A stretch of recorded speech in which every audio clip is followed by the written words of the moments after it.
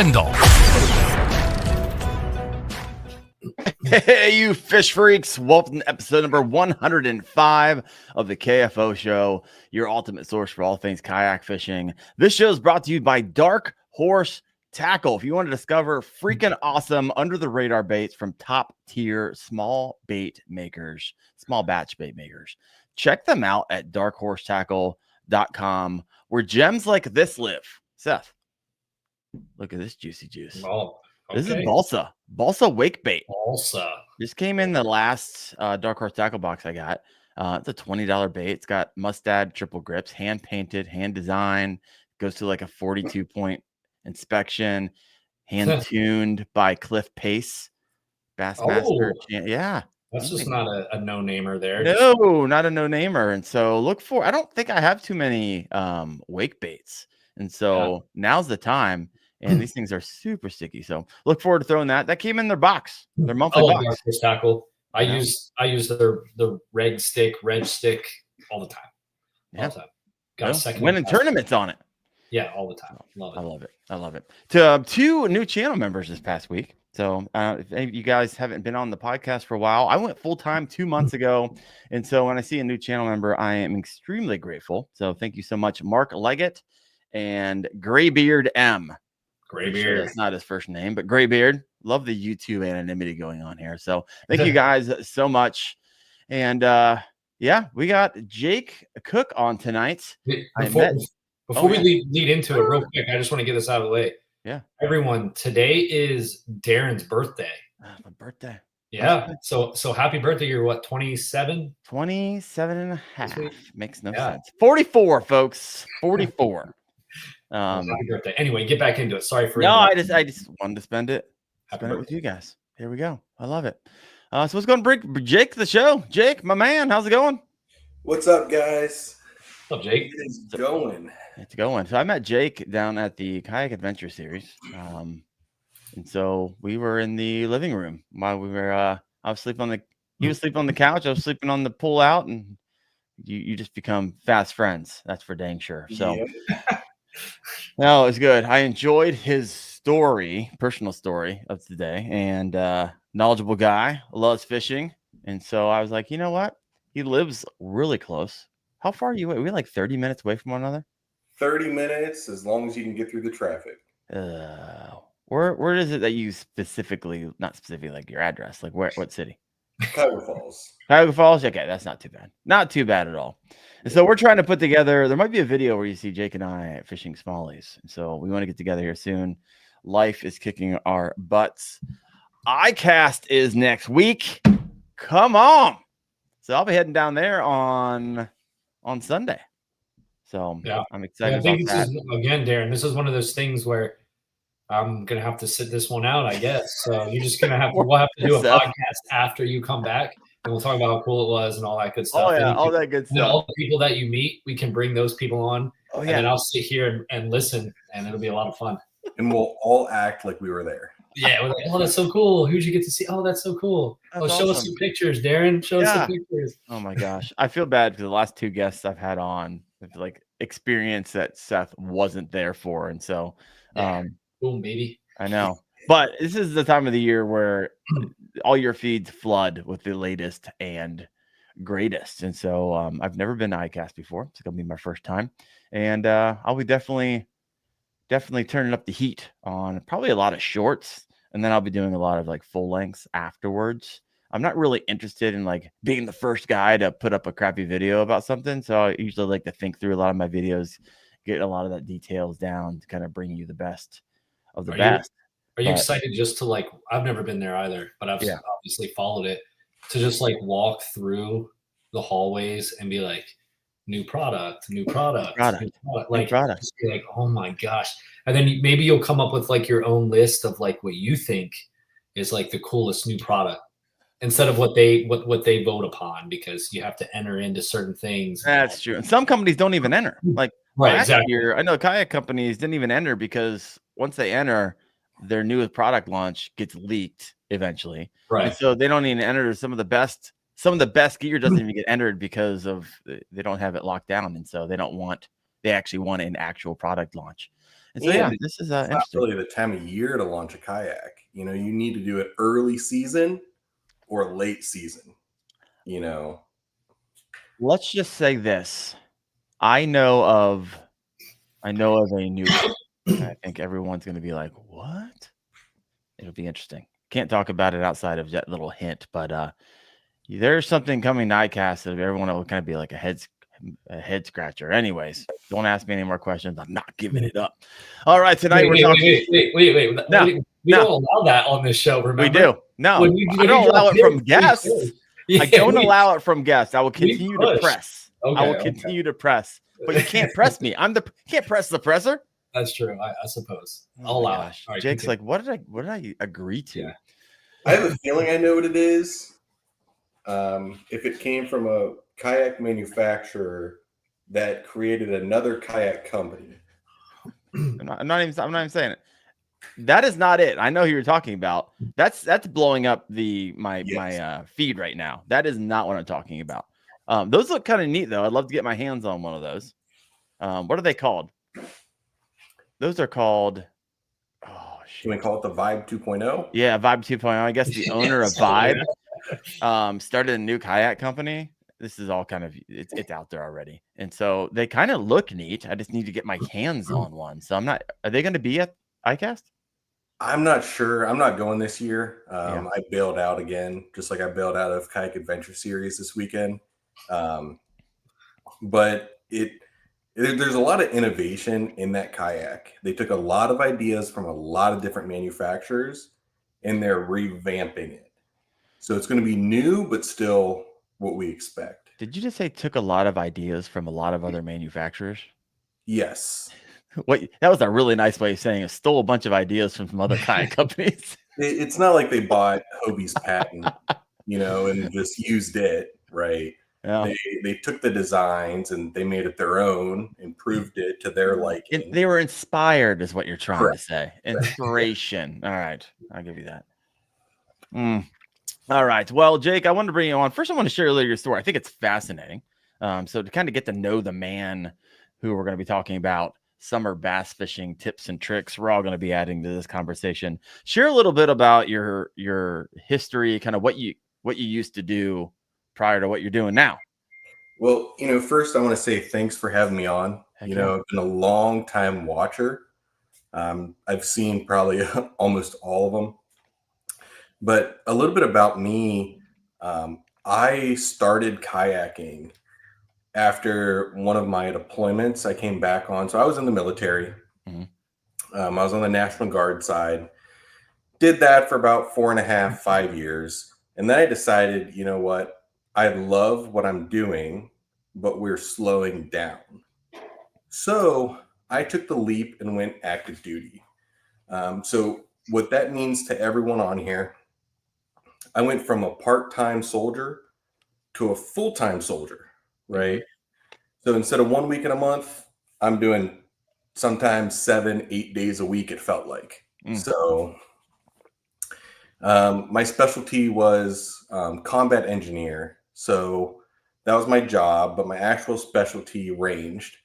I did a lot with explosives, whether it was setting up explosives, clearing minefield or clearing roads, all the way to doing basic infantry tasks. Like I was a gunner at some point in time. I was a driver at some point in time. So, but where I really enjoyed it was riding in the back of the truck, hopping out and getting on the roads, whether I have a minesweeper device or whether we're just patrolling. That was what I loved to do. What's a minesweeper device? Like a mine detector. Okay. So you literally just got a metal detector. And when you find a mine, you freaking dig this out with your hand? So there's multiple ways. We call them assets. So you can use your assets or your other equipment available. Uh-huh. So worst case scenario, you're digging it out with a Gerber, Sounds safe. And this crazy stuff? This is wild. Yeah. So we're going to peel back the onion on this a little bit. Or if you have assets, if you're in a unit that actually cares about you and has money, then you can use a whole truck. Some trucks are like a backhoe where they have buckets to dig. Other ones just have big rollers with chains. Yeah, I've seen those. Like, blah, blah, blah, blah, blah, blah, and you just run them over and the things are blowing up left and right. Yep. So but that's not foolproof, I heard. Like sometimes you can go through there and like miss one, right? Yeah, 100%. So there's, without getting too in depth, because I don't know who's watching, obviously, there's different ways mines go off. So not all of them are mines either. Some of them are implemented or planted. Sure. Some are by command. So you can either pressure off of it and it goes off, pressure onto it and it goes off. Okay. Or someone uses like a cell phone, and that signal goes off. So it sounds like a pretty dangerous job. Is this but you've done it for a long time. So real life expectancy out of this job, if you're doing it full time, is about 4 years. And that's like you're actively deploying, you're actively going into situations and doing it. You find yourself in the right unit. But then if you actually take care of yourself physically, mentally, spiritually, then you can actually go a little bit further. Or if you're lucky, you can go further. My role specifically, I remember I was at a career fair and I was looking for a job in high school. Okay. And I went up to this booth. His name was Staff Sergeant Saulberger. Great guy from Twinsburg or from Canton kind of area. Quite a bit. He looked at me and said, "Do you want to kick down doors and blow stuff up?" And as a 17-year-old, I said, "Abso-freaking-lutely. Where do I stand? When do I leave?" Yeah. So I did the National Guard split option where you can actually join as a junior or senior. Okay. If you have time, they send you to training, and then you come back, finish your senior year, and then you go to your schooling option, and then you come back for 1 weekend a month, 2 weeks in the summer. It's great. Get college paid for. It is what it is. But I did. I joined my junior year. My job is what they call one station unit training. Okay. So you go to one place, you're with the same 8 instructors or 6 instructors. I think we had probably about 7 total after we got some in and outs from National Guard. But you're with the same instructors. Yeah. They build you up to be a soldier, and then they build you up for your actual job. So you're getting a lot of real life expectancy there, instead of just going to some random school. Sure. It's taught by civilians now, retirees or whatever. Yeah. But, Yeah. Yeah. Other than that, went full time. Me and my wife were living in North Carolina at the time, and I called her up, and this was on like a Thursday, and said, "Hey, we didn't get the duty station of our choice, but it looks like we're going to Texas." So sounds hot.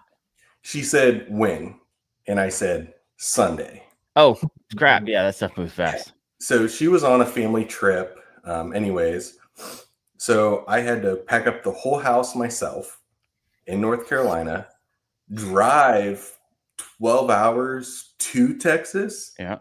And then 12 hours into Texas. Oh, yeah. That's a big state, man. So finally got there. It was not what I expected. Did you kayak fish in Texas? I did, and I'll get to where that comes in play. Okay. So moved me and the dogs, right? I have 3 huskies. We all moved to Texas. Ended up doing this job every day. The job wasn't the hard part. It was the people around it. Whether it's your leadership, COVID was going on at that time. So it was just a weird time. We were all trying to figure it out together. Finally got through that. Finally went on some trips and did some things, that was cool, fun. And then we got back.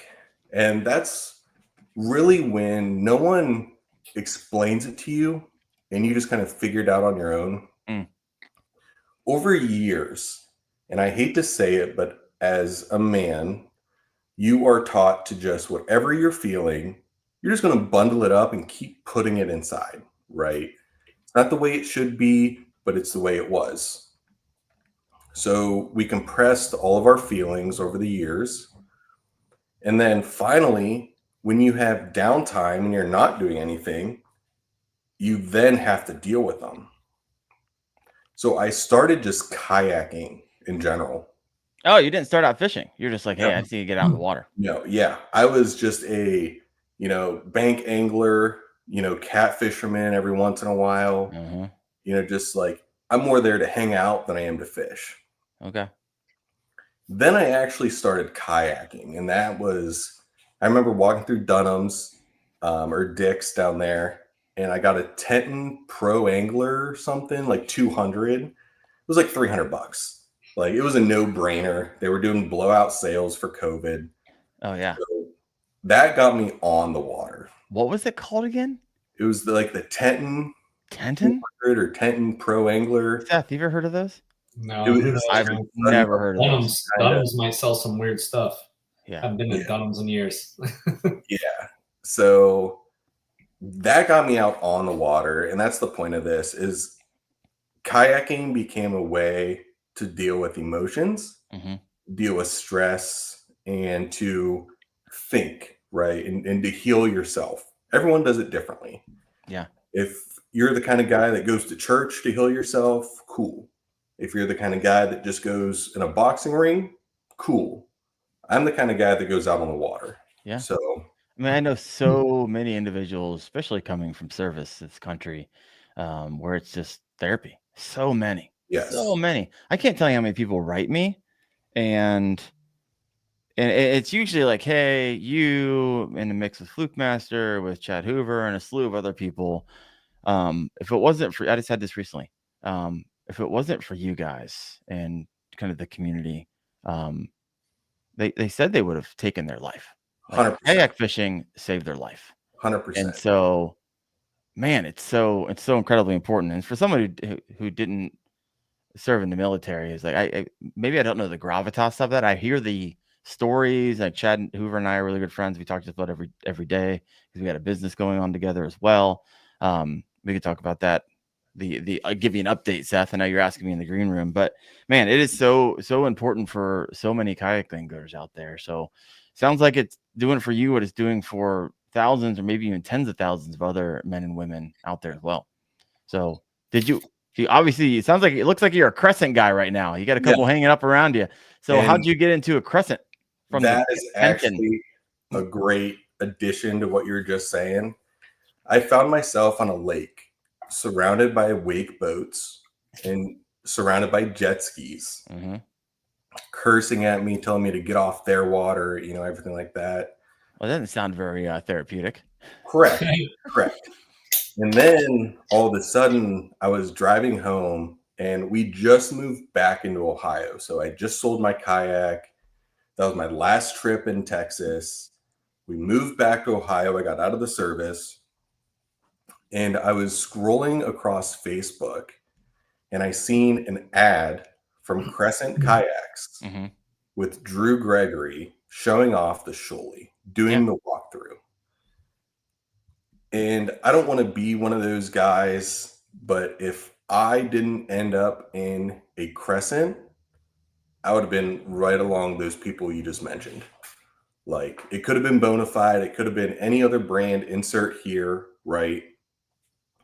But as far as your therapy goes and the way you rebuild yourself, I was failing. I found Crescent, right? I was able to get in one, went on the river. The first time I was on the river, I sat there and I cried. 100%. It was just so peaceful.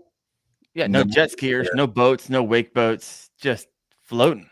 It was you, the water rippling, the animals out there doing their thing, nature reclaiming what was once theirs that man has made. And then you start getting into the adventure aspect, right? How far are you willing to drag a kayak to go float? To see things like bridges, other historics that you would never see in your life if you wouldn't have been on that river. No, I hear you. So I really do owe it to the Crescent family, by the way, I'm not associated with them. They're great friends of mine now. Drew's a great friend of mine. He lives close, but without Crescent, I probably wouldn't be here. Really? Okay. Man, it's crazy, the stories and the lives and how we find our way back and find ourselves. And so I just got to say, Jake, I'm glad you're here with us today, man. That's a cool story. And I'm glad to be here. And what I want to get out of fishing is other ways to help veterans. If they can see one of your videos that turns them around, great. If they need a kayak to get out on the water, let me know. Anything I can do to keep a veteran here and to help, I will, 100%. Love it. I ran into a guy in the Bassmaster event in Tennessee on Dale Hollow. Bad part is I don't remember what the name was, but his kayak was wrapped in like kayaking for veterans or something like that, where he takes veterans out fishing. Was it Heroes in the Water? What's that? Was it Heroes in the Water or something else? Maybe. Okay. It was something about it was I talked to him for a little bit, but it's been a minute. I don't remember that. But that's those. He was telling me a few of the stories, kind of like what you guys are talking about there, Jake, and how just getting folks out in the kayak has helped them tremendously. It's so interesting. When you mentioned a bunch of wake boats and a bunch of jet skis, there's so many lakes around me, and the majority of the lakes I fish on, I realize, 'cause I don't deal with all that, are all electric.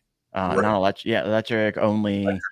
Yeah, and so I don't deal with a lot of, when I hear people do that, I don't never really deal with that a lot. I mean, a little bit I go fish portage lakes and stuff like that, but like they can only do a ring, and there's a big section of the bank where there's buoys they're not allowed going, and so someone said real warriors. I'm sure there's a lot of ministries and a lot of outreaches out there around that. 10K Sweaty Fishing said, Crescent Newport, this man knows. Oh, by the way, did you guys see that Garmin launched a new motor today? I did. I saw it. It's the Force Current. Force Current for kayaks, correct? Yes, for kayaks. It's going to be a stern mounted, right? Is that what it is? Here, let me share my screen here so we can check this out. We're going to be getting a lot of this coming over the next 3 weeks or so with ICAST. This is just kind of on the front end of this, but I thought it was interesting. Let's take a look-see. All right. So Garmin launches Force Current kayak trolling motor with unrivaled maneuverability. I love marketing speak. Okay. All right. So let's take a look at some of the stuff.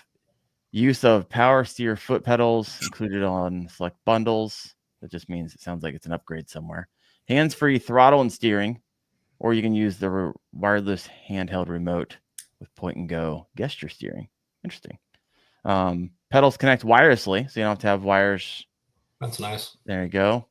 Quick engage anchor lock, which I believe is their word for spot lock.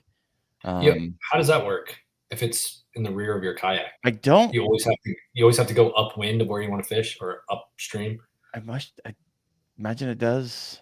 I don't know. I haven't thought about it. I literally just saw this right before the show started. I don't even think I read this I didn't have time to read this whole thing.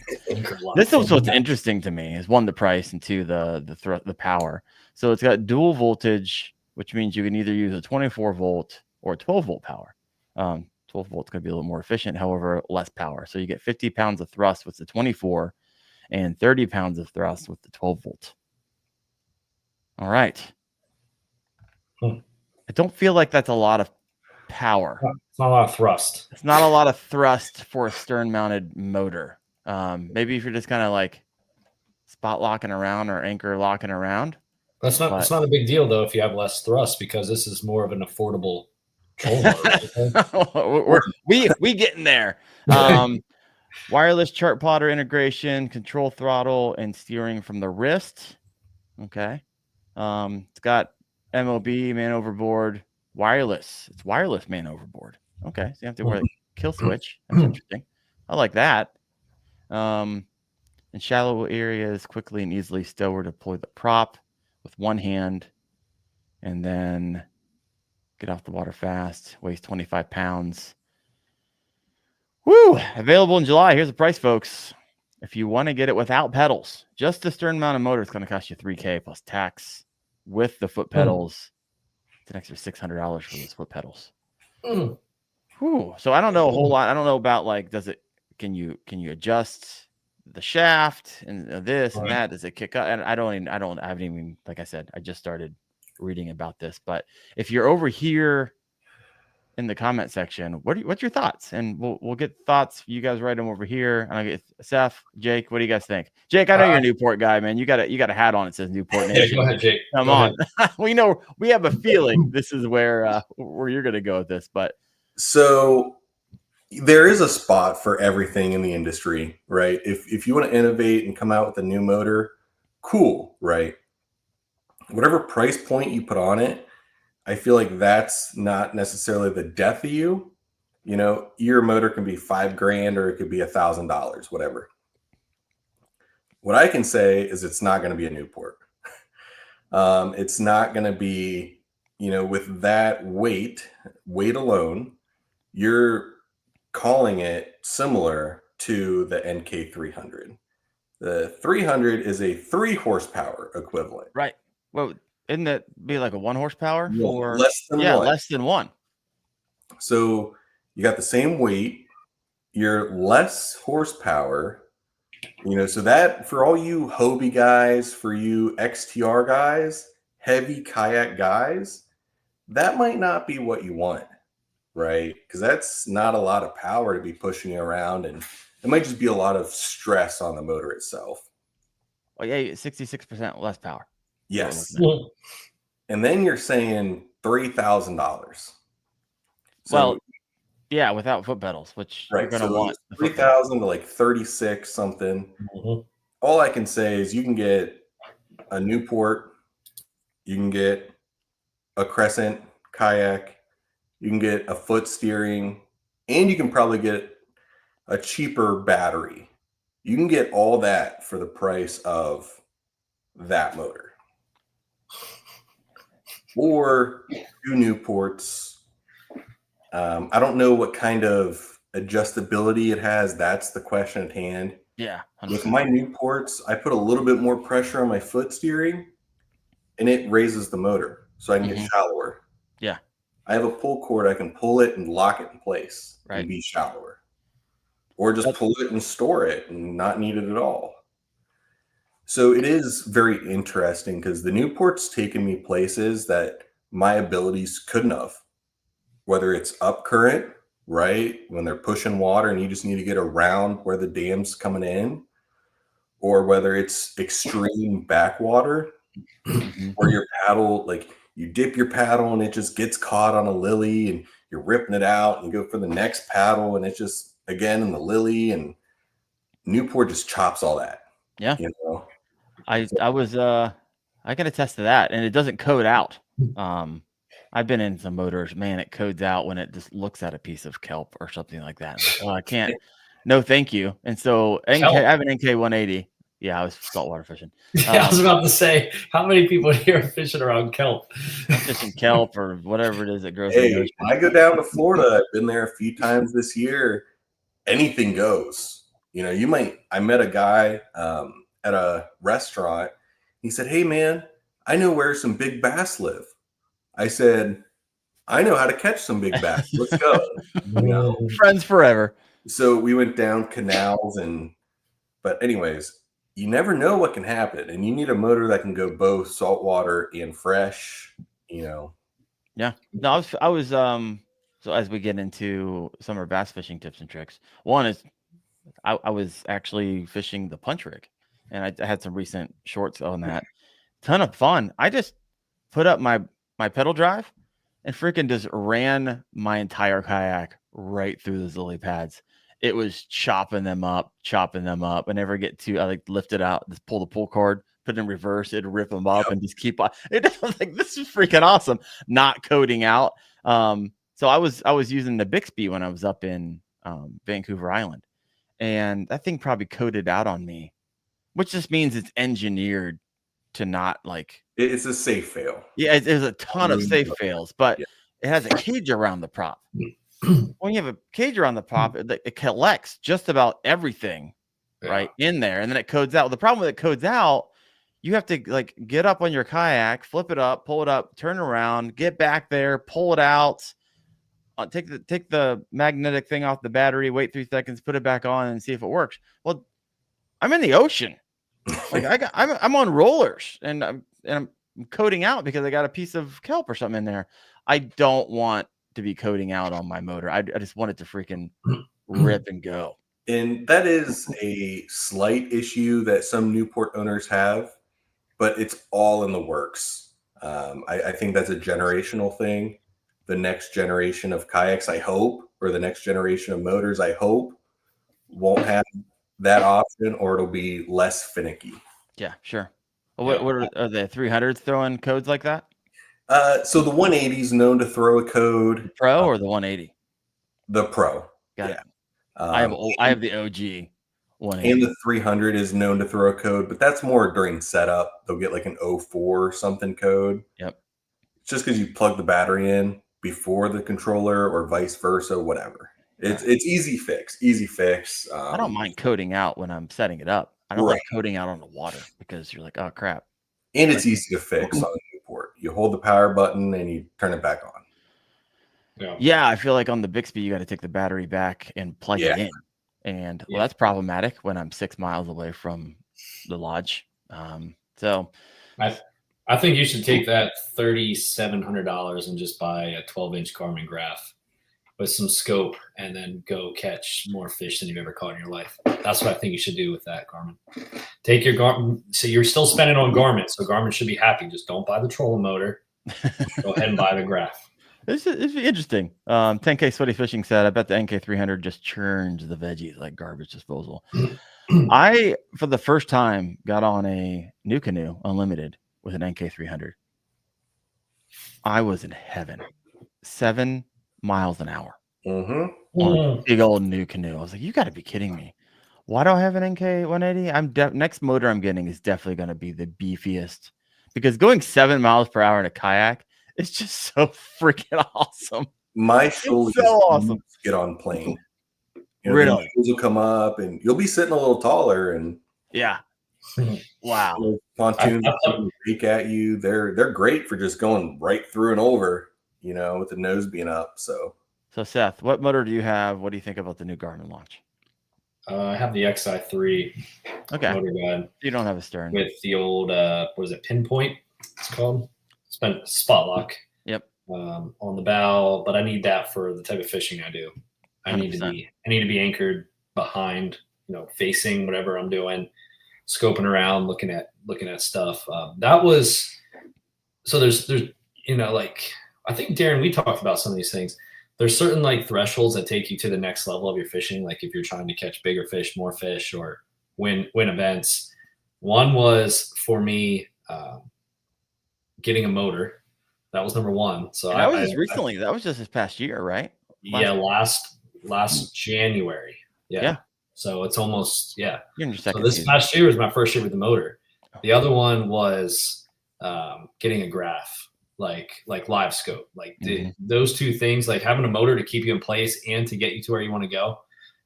There's two separate ways, but the one that would pinpoint me, or spot lock, having spot lock holding me in like wind and holding me in current and just holding me right there, that was a huge game changer for me.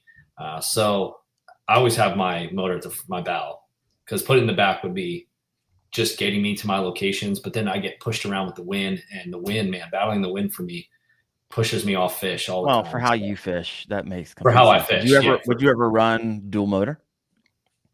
If money wasn't an issue? It's getting I'm not going to. I'm just going to pull in the front with the motor guide.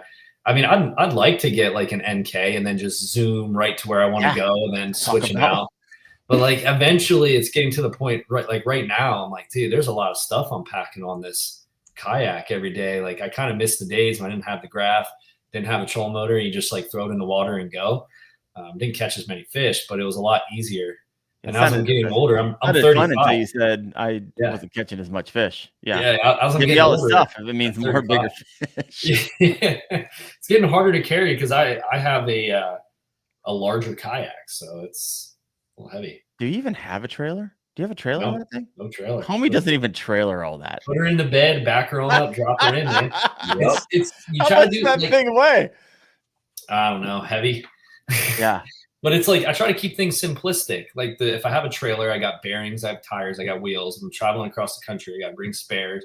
Got to worry about flats. I have to park a trailer somewhere.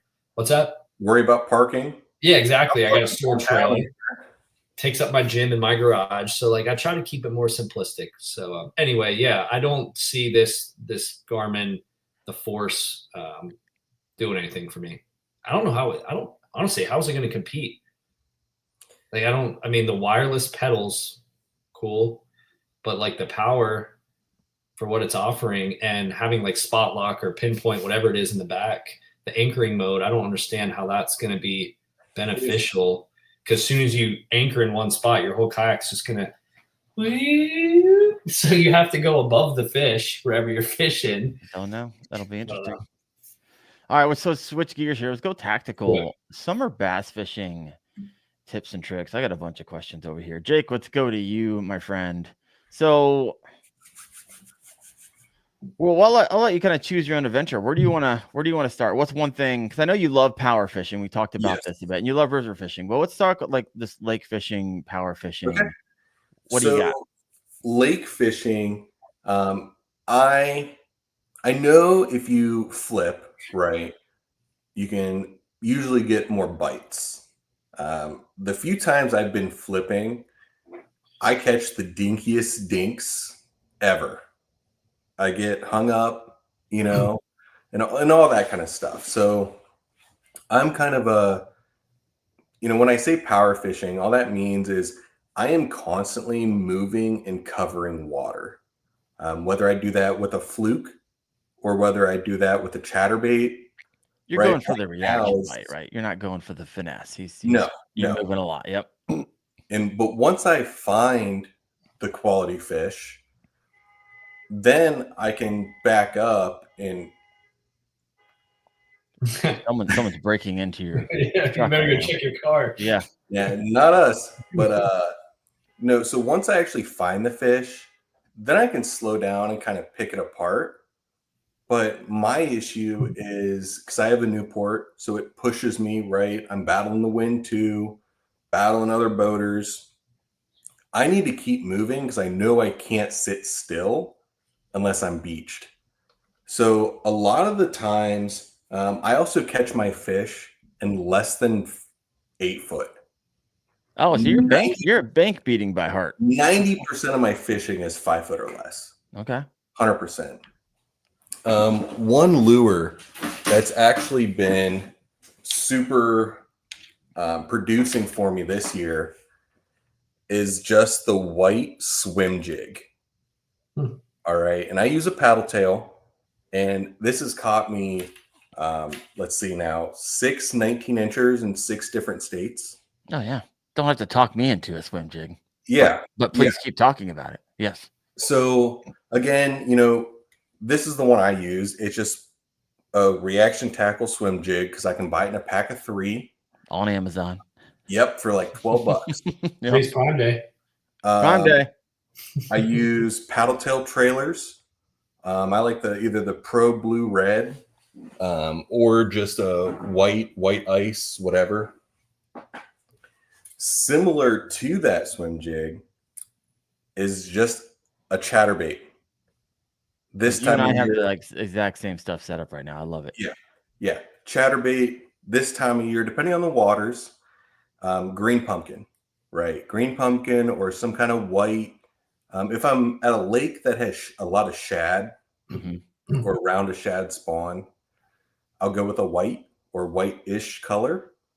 If it's more bluegill or, sunfish bait, then I'm going green pumpkin.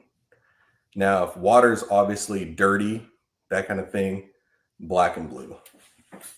So, bladed jig, do you spend the big bucks on the jackhammers, or do you go like Ecos? Evos? What do you do here? So that's actually interesting. I just ordered about 10 or so. Bro, you need a co-signer. Of the Bass Pro Shop Chatter Bomb. Okay. Those are not that expensive then. What, 7, 8? They're like $6.99, $7.99, right? Okay. Whatever. They always have like a 20% off too, whatever, or 10% off. But I'm always choosing that middle ground price point. The Evo. The Evo's money. Right. No, I'm getting these things caught. I'm snapping off. I'm breaking off on fish. Not now that I've changed line, but I try to keep it right in the middle point of the prices. I'm not saying jackhammers don't catch fish, but I haven't caught the quality to justify double the price yet. Okay. Next one is flipping jigs, right? This is something I picked up the last year or so. All it is a skipping, flipping, pitching jig of your choice. And I'm throwing it as deep, and it's usually a backhand cast, as deep as I can get it under that brush, under that dock. Again, I'm fishing 8 foot or less. So any structure I can target, I am. Also, I'll flip this on the edge of weed pads, or if there's like an indent in them, sure, I'll target it. But generally, you won't catch me out there shaking a minnow. So, real quick questions for you. Move on. Yep. Let's head back to the bladed jigs. Do you use any of the micros? I've tried the Baby Jack. Oh, so juicy. Juicy. I broke it off and got snagged on my first cast. Oh, that was a $16. Daren's a huge proponent of the Baby Jack. That's an expensive loss. Yeah. So I've also used the other, not the micro, but there's like a 1/8 ounce option. Okay. There's an 1/8 and a 3/8 option for it. I forget which one it is. Okay. It's by Z-Man. Yeah. Minimax? Minimax, there it is. Well, I would like to say that I came up with that, but I looked over the comment section and Low Life Angler wrote Minimax, and I just repeated it. So thank you, Low Life Angler. But I do think there's an advantage of downsizing. I'm just too lazy. If I'm downsizing and it attracts one fish, cool. But how many fish looked at it and said, that's not a big enough meal for me? Oh, no. So when I'm power fishing, bank beating, smally sniping, I need to be moving fast. I need to be presenting them the best meal that I can give them. So I think just the regular chatterbait is the way to go, like the regular size. Pick whatever your price range can afford you. But that's the one I choose, unless I'm in Florida. If I'm in Florida sucks. I'm throwing a big blade. All right, going for the big thumpers. The whole time, whether I'm reeling it over top of grass pads and getting big blow-ups out of the pads, whether I'm find a grass edge or one of the ledges, I'm definitely fishing that. But it's just hard to beat a chatterbait. Do you throw any variety of the bladed jig? Yeah, jackhammer. Yeah, I used to throw them a lot before I really started scoping more prevalent. It was jackhammers big time, and I've caught some giants on jackhammers. You just gotta make sure when you're reeling them in, you keep tension on the line when they jump, because they will flip your they got a lot of leverage. Out. But a lot of gold. lot of gold blades, like golden Florida. shiner type. Yep. White color, little dirty white. I forget the exact name is. Might be like dirty white actually. With a gold blade, use a lot of that. I throw a lot of jackhammers, just regular size though. There's another one called Super Break Blade by Jackal. It's Korean. I had to look behind me, or not Korean, Japanese. The Super Break Blade? Super Break Blade, yeah. It has a weed guard, 2 on one side, 1 on the other, so that you can roll it right through like lily pads and stuff. Oh, come on. And it helps without getting caught in lily pads. It's a really light wire guard. Super Break Blade, so you don't get caught in like thicker vegetation. Like you can lob that sucker right into a lily pad field and just wind it and not get caught, which is pretty nice. But I only use them ever so often. But yeah, I mean, I throw jackhammers, especially in dirty water, shallow grass. Yeah. Yep. Love it. All right, you keep on going. I saw a question in here, Darren. I wanted to answer real quick. Oh, sorry. Yeah, go for it. Let's see if I can show it. It's massive. Steven. Any advice on how to keep from losing fish in the pads? This is from Mr. Steven Sturgeon. I will lose about 25% when the fish somehow gets wrapped around a pad stem and the hook ends up being stuck in the pad stem. So 25% is not terrible, honestly. It's not terrible. You're doing better than I would. Yeah, terrible ratio there, but typically it comes down to, if you're fishing in cover, a heavier rod, heavier line, faster reel, and you're going to do more horsing them in. So like if they're in pads, you don't want to let them run and try to find their own path. When you hook them, you kind of want to try to get them in as quick as possible. Yes. So yeah, for me, it's a heavier rod, heavier line. Like if you're only flipping pads and you're not going to use that rod and reel for other stuff, you can really just throw braid. Like you can throw straight like 50-pound braid if you want. Smash into them and get them in. Don't mess around. Higher ratio reel. That's what I typically do. So yeah. So that's one thing I want to highlight is I don't use fluorocarbon other than a leader on a spinning rod if I have to. I only use braid. I've lost a lot of fish on breaking off, I should have retied, but I didn't. Stuff like that. So with braid, I tie it on once and it comes through everything. And if it doesn't come through it, it saws its way through it, I would say. Especially chatterbaits, especially if you're flipping. Having backbone, honestly. Having a heavy rod, a stout rod. I know some manufacturers might call their stuff heavy. Make sure it has a heavy backbone. So I was just out. I caught about, I think, 4 bass out of lilies in probably 35 minutes. It was crazy. And I think one of the things that also helps is you really got to shorten up your casts. Yeah. So if you throw it way out there because you're like, oh, there's a big juicy hole out there, and instead of me moving my kayak closer to the hole, I'm just going to hit it from further away, and it just means you're just dragging through a lot more stuff, and you're likely going to get caught up. So targeting those, I mean, I was catching bass 10, 15 feet off my kayak, which isn't very far. You're just kind of flipping it at that point, not casting. And so that'll probably increase your hookup ratio. That will keep them from diving down and around and getting caught up and getting you caught up more, because you're going to bring them up versus back through.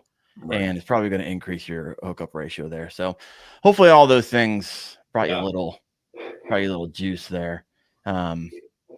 Jared Booth has got an interesting question here.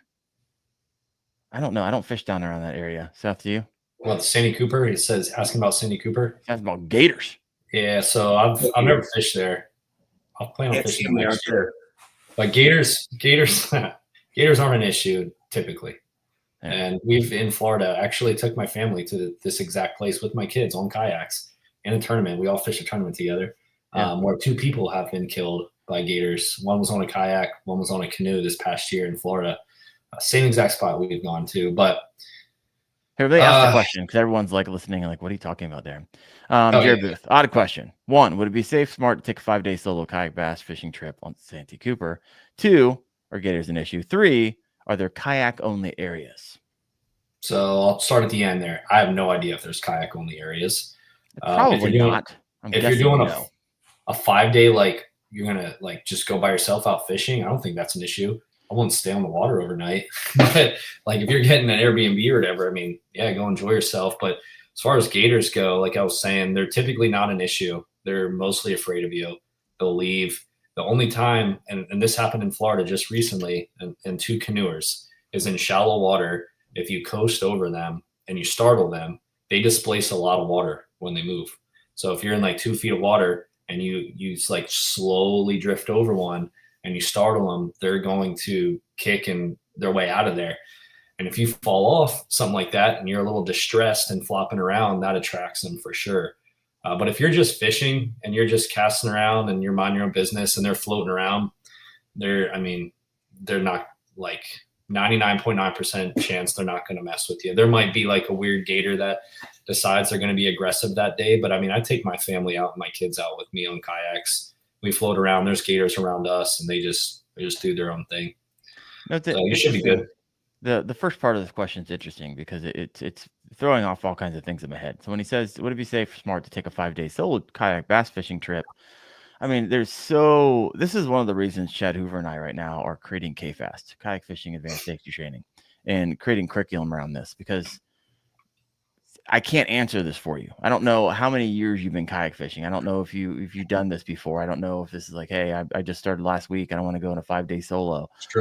If you ever done, re-entry, do you know what to have in your first aid kit when you go out on a 5-day solo? Are you literally out there? They're just day after day and you're camping or you come. There's so many variables. And so this is why Chad and I are creating a certification program. It's going to be super cheap to make sure that everyone is safe out there on the water. So these questions would be answered. And so stay tuned. It's going to be coming. I was writing part of the curriculum this morning as we're going through different modules. And so this sometime after ICAST, that curriculum will be done. It'll be reviewed by our expert panel that we've been kind of bringing in from the Coast Guard and bringing in from paddlers and been doing it for 30 years and so forth and so on. So it's going to be good and it's going to be affordable and it's going to help a lot of people. And make sure you get home safe. I love the question. What's it called? KFAST. What's the Kayak Fishing Advanced Safety Training. So we're going to have a basic certification and then we're going to have an advanced certification. The advanced certification is going to peel back 2 or 3 layers on the onion on the stuff we kind of gloss over on the basic, but that's going to get into things like motors and wiring and adaptive paddling. It's going to get into things like fish handling and kind of next level. It's also going to be just fishing tips, right? That goes into the advanced section. It's going to be probably 4 or 5 times larger as far as modules. So for all of us up here in the north, Jake, and I think if I remember correctly, you may not be up here in the north too much longer. But when we in the off season, I mean, there's no better time to do your cert work, your certification work than when it's snowed out and there's ice on the water. So everyone can kind of get safer, get that knowledge, make sure that you come home. If you take kids out or take groups out, we're going to have a guide certification, and then we're going to have a guide instructor. So you can basically make other guides. And so this thing's coming together. Chad and I are talking freaking every day. He's bringing the right people to the table. And we're going to make it so stupid, Seth, where like, hey, it's basics $25. And right off the bat, you're going to get $25 back from ... company that everybody uses anyways. And so it's going to make it a no-brainer to get that certification, make sure you're safer. And it's going to be a good time. So I've been working on that full steam in the midst of content creation. It's been good. Been real good. Awesome. Jake, what else have we got? We're actually going to transition to rivers. Ooh. That's where I really want to sharpen my tournament teeth. Iron sharpens iron, right? When I'm on a river, I can't explain how important a fast reel is. Smallies are incredibly fast fish. They will come out of nowhere to eat a topwater lure. They will take your lure, your spinnerbait, whatever, and they'll drag it 10, 15 yards in a blink of an eye, right? So if you have a reel that can keep up with that, it's already half the battle. And then if you fish lakes, it's no issue to put, different braid on top of that, tie your connection knot and put 30 or 40 yards or feet even and use it as flipping, right? But one thing that I really, really tore them up on this last weekend. Right now is spinnerbait time, right? The small so loud. So loud. For those of you listening in, it couldn't be more neon construction yellow than what I just saw. These reflective material. Yeah. If we have any fish experts that can explain why smallmouth hate chartreuse, like that would answer so many of my questions. Like, is it what they see, what they think it is? Is it just like when humans see red, they get mad, you know? But if you don't have a fast reel, like it's not the end of the world. You just be doing a lot of catching up. I only throw. You're doing catching up. You're doing potentially losing because that's slack line. Folks. Yeah. With that being said, I only use braid. Right. I went away from fluorocarbon, especially on the river. I use 30 or 40 pound braid 100% of the time. Okay. I've actually liked the Cast King Speed Demon, right? I'm not associated with them in any way, right? But you can use the Abu Garcia Revo, whatever, right? You want 8+1 ratio. Yeah, that was a question. Great there. I don't real backwater said I don't fish anything under an 8. 8 to 1. But no, I would just say match your spinnerbaits to your current water conditions. Obviously, if it's clear, you don't need a bright yellow spinnerbait. You know, you can have something like this is another War Eagle is the brand I usually go with.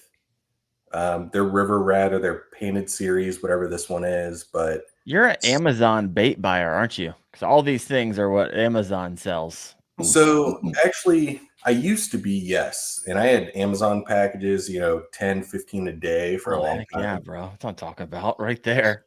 But no, I actually got the chance to work with the guys over at Reaction Tackle. So they gave me their own link and stuff, They have great product, and the product I mainly use is their braid.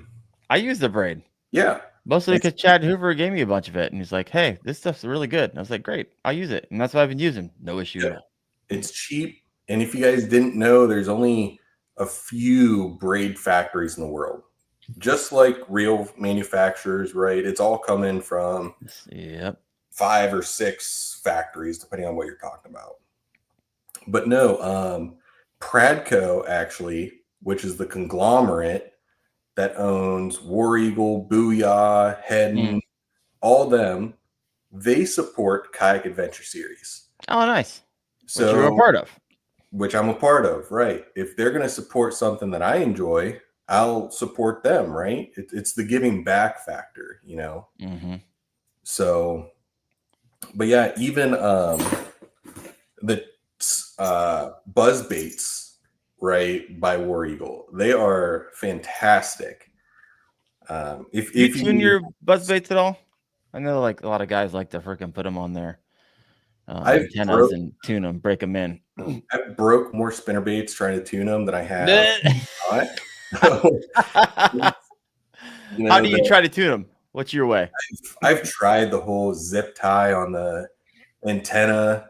If you have like outside of your house, like a garage or something, putting these on fans, zip tying them to the fan, turning the fan on high. Yeah. But really, you only need about an hour to 2 hours, depending on the speed of the wind. Mm-hmm.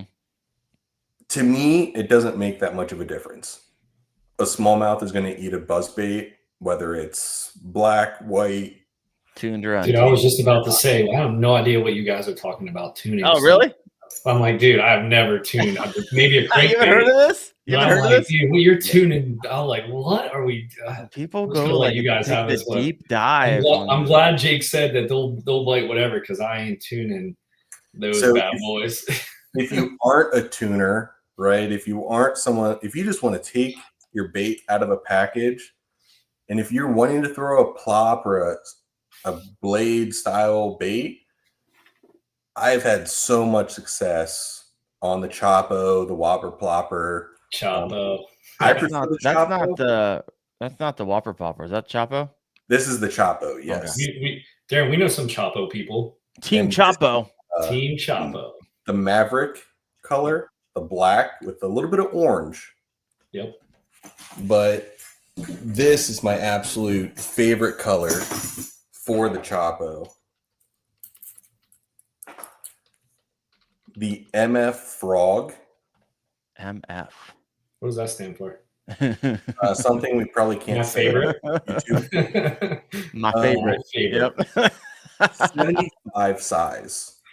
It has a deeper plop than like the 90 size and the bigger 110, whatever. Really, smallies will eat anything. So that's the point I'm trying to get at, is like, pick a lure that you have confidence in, and as long as you can keep it in the water, you don't have to readjust it every cast. You don't have to pick weeds off of it.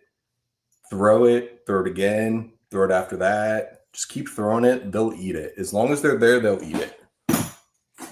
10K Sweaty Fishing asked us to go down the tuning rabbit hole. It's not really that deep of a rabbit hole. Jake, you want to take this? So what you're going to do, get yourself a vehicle. Get yourself a bus. I'm out. So you can bicycle count, like, whatever, however you transport, right? This is the older school way to do it. Usually is you take a zip tie, you zip it on your antenna, and what it does is it breaks down a little bit of, smooths out the metal, right? This rear little clip back here. It puts pressure on it, and it makes that, you can kind of hear it, it makes it squeak. And it's just metal on metal sound. Some people swear by it, others don't. I could go either way on it. So one, you got to have a car or truck that still has an antenna, right? Not just the little knob on top of your car. So you got to first have that. And if you're 13, 14, 15, whatever, you don't have an antenna to tie off onto, and you're tired of bugging your mom because it is loud. Like, you put it on and you're driving to the lake, like, it's 30 minutes. Yeah. Humming. Yeah. Go on your back porch. Someone said I saw a dude on a Goldwing with 2 on his antenna. I love it. Hey, maybe he caught a 10-pounder that day, and that's why he does it. Hey, you got the real backwater. The louder the squeak, the better on a buzzbait. Some people see it. You got believers and you got non-believers. So let us know in the comments below. You're like, hey, you know what? 1, I've tried it. I swear by it. 1, I've tried it. No difference one way or the other. And 3, I've never tried it, but I want to. Let us know. If you aren't a breaker in buzzbait guy or gal, are you using a clacker buzzbait like the Brazalos, or just got one? That thing has a nice sound to it. Or one I've really liked frequently and lately has been the Biz Baits Dinner Bell. Okay. That thing is sweet. Biz Baits. Yeah, they have like these packs, right? I'm a sucker for them. You give me like 6 different things for one price, sold. 3-pack of things, sold. Like, make my job easy. Yeah. Seth, why did you write 3333 in the comment section?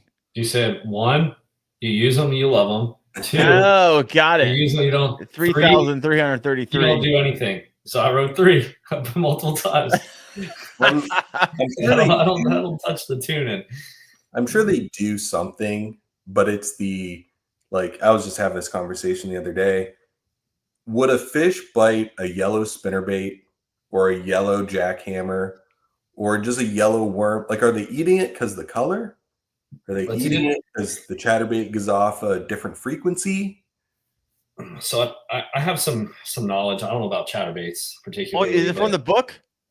No. I'm sure you need to send me I actually haven't read that book in a while. Knowing Bass, we got to read that book again. But watching my graph for the last year and a half, spending thousands of hours watching fish from Florida to Tennessee, like, there are basic baits, like profile baits and basic approaches that just work. And it doesn't really matter like what maybe not all the time, right? Clarity makes a difference, but a lot of times it doesn't matter what the color is, whether there's orange on it, yellow on it, stripes on it, spots on it, or if it's just brown the whole way across. If you work it the correct way and it's at the part of the water column that the fish are, whether they're at the bottom feeding or midway or top, and you're putting it in a place where they would eat it, they're going to eat it. So for me, I use the same strategies, and I'm really successful in competing against other folks. And it's just basic strategies, and it's not like really sexy baits. They're like stick baits, jerk baits, a creature bait.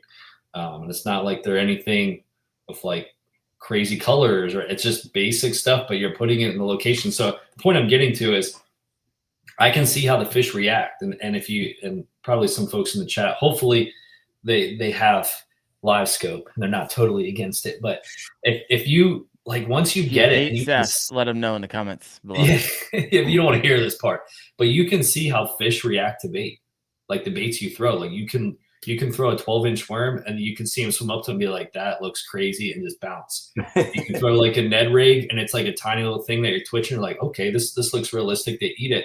So you can see how they're reacting in real time. And over again, like there's certain basic baits that just perform all over that I fished. So anyway, yeah. I got a question in here from Scarvy. Kind of like scurvy and Scarvy. It must be a last name. I don't know. I like the bass in this photo. Seth, are you using jerk baits year round? 100%. So interesting, because I put them away. Do not throw it down when it's cold, or unless there's ice on the water, like Wendell, then you're just throwing it on top. But when you're in Ohio, but like, yeah, all year long, it doesn't matter what the water's cold, the water's hot. Bass eat fish all year. Just remember that. Bass eat fish all year, and that's what a jerk bait is imitating. And I watch them, man. I watch them eat jerk baits, and I put jerk bait away because I don't run scope yet. That might change my mind. Whenever I mean, if you're throwing blind, I got to keep that in mind. If you're throwing without being able to see the fish in front of you, then you could be throwing at a lot of dead water. So it might be a waste of time. Yeah. If you're in the open water, it could just be the desert out there with not a single fish in front of you. You'll spend 3 hours throwing jerk baits, not catch anything. To be clear, I see the fish that I'm casting at with the jerk bait all year long. So yeah, it's working. I remember when we were fishing on the team for the Knucklehead, we were doing pre-fishing, and you were like, "Hey, I caught 100 fish over here that one day," and then we're like, "Let's try it another place." We're doing pre-fishing, trying to get on them, and we're out there for an hour. I was like, "Seth, how many fish are you seeing down here compared to yesterday?" You're like, "About 10%." I was like, "What are we doing?" Yeah. And we passed the gator, and then we went back. We bounced out of there, went to the other area, caught a ton of fish. Got a ton of fish. Yeah, it's crazy. There's dead spots in lakes for sure. But without scoping, I would have spent the rest of the video trying to dick around, trying to find, oh, that looks good from above, looks good from all the clues, but they were not there. So interesting. I love it. Electronics, man. They can help you. They can. All right, what other questions? I got a bunch of questions over here. Try to buzz bait at Santee Cooper, caught a catfish. Yeah. There you go. Size of your jerk baits. In all your testing and looking at it in computer and video game fishing, have you size matter? when I'm playing video games, so I'll throw, because I can see the fish, I can get multiple casts on them, right? It's almost like you're bed fishing, but they're not on beds. So I cast out with just like a basic stun, right? Mm-hmm. And if they show interest and they don't commit, usually I'm not going to catch them. If they show interest, chase, don't commit, you're not going to catch them because they got a good look, and it's a lot of times game over. Or you can change baits, and you can throw something with a like a little Rapala like slash bait with a little feather on the back, something that to give like a different action. You can downsize, you can upsize. Anytime you upsize, you're going to get more chasers, from my experience. So if you go to like a glide bait, if you throw in a jerk bait and you have a chaser, Seth's done a Taylor. I like that 10K sweaty fishing. I like that. We have to use that one. But if you go to a big glide bait, like your bigger fish are super intrigued by bigger baits. The hard part is getting them to commit to it. They just love it, man. They will follow that bait forever. It's just the amount of times they commit is like minuscule, like 5%. See, that's wild. That's why I want to, 'cause I love the art. Obviously, I teach it, right? And so I want to know how they're reacting to all these baits.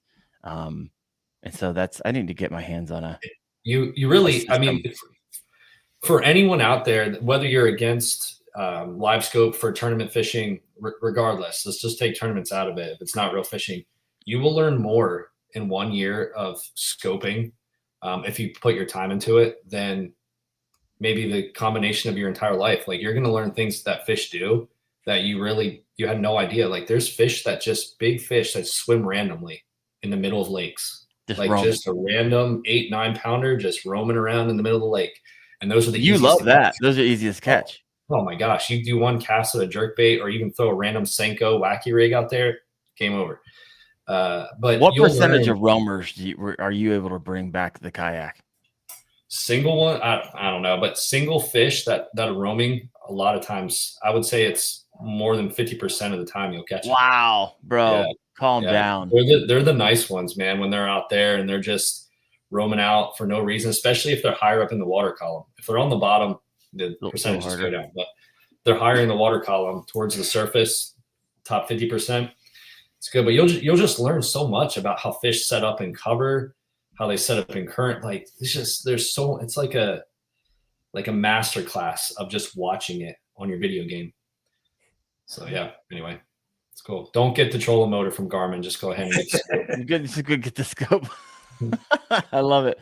Do you guys ever mess around with night fishing during the dog days of summer? Jake, I don't. Ooh, Jake shaking his head. Yeah, Seth's like, I gotta work. And so I need to sleep during the night. A 3/4 ounce black spinnerbait, it's over. A choppa, like night topwater fishing, best. Like, if you guys ever are out there throughout the day sweating, wishing you got a topwater bite, go home, sleep, come back out that night and do the same thing. Jake, we need to go night fishing, homie. Yeah, you guys live like next door. What are you doing? The issue is around us is you have to find somewhere that allows you to be in their parking lot. So like Stark Parks, right? Yeah. They close their gates. You get a minor misdemeanor for being on the property and you get trespassed. Whether you're on the lake, your truck's in the parking lot. Yeah. Interesting. So it's a lot of them have times on them. Yeah, and it's just dusk to dawn or dawn to dusk, whatever. So basically, you need someone to like drop you off, a buddy, and then get you off, or those like side of the road accesses. Mm-hmm. But we can find one of those. We got it, Jake. Let's do this. Yeah, give it. I'm here for it. I'm down for it. It's just it takes getting used to, and if you've never done it, don't go alone. Because it does get creepy. Like, oh, it's creepy. Yeah, it's creepy. You know, I think I did my first with Hoover down, and it was freaking awesome. But if it's not a full moon, it's creepy. It's hard to see, and you get caught up and throwing your lures, and even with shallow cast, you get caught up, and then you're like, "What was that?" And the freaking beaver, and slapping his tail. It's just crazy. You shine a flashlight down here at nighttime. It's like a bunch of deer standing out. I bet 17 gator eyes looking back at you. Pythons looking at you. No thanks. Bryce, Stark Parks, you're in my neck of the woods. I like it. Yeah, careful in them parking lots after. Yeah, you'll be missing your alternator as well as getting a ticket. Freaking Stark County. That's fun. Oh my gosh. Have you ever done night fishing, Seth? For catfish. Oh, there you go. Maybe from the kayak though. I grew up in the Susquehanna River. That's what we did all summer, man. Sit on the river and catch catfish, channel cats, all summer. I saw a question up here on jerk baits about switching from like a 110 to a 110 plus one, so forth. When do I change? I've actually been running the 110 plus one the majority of the time.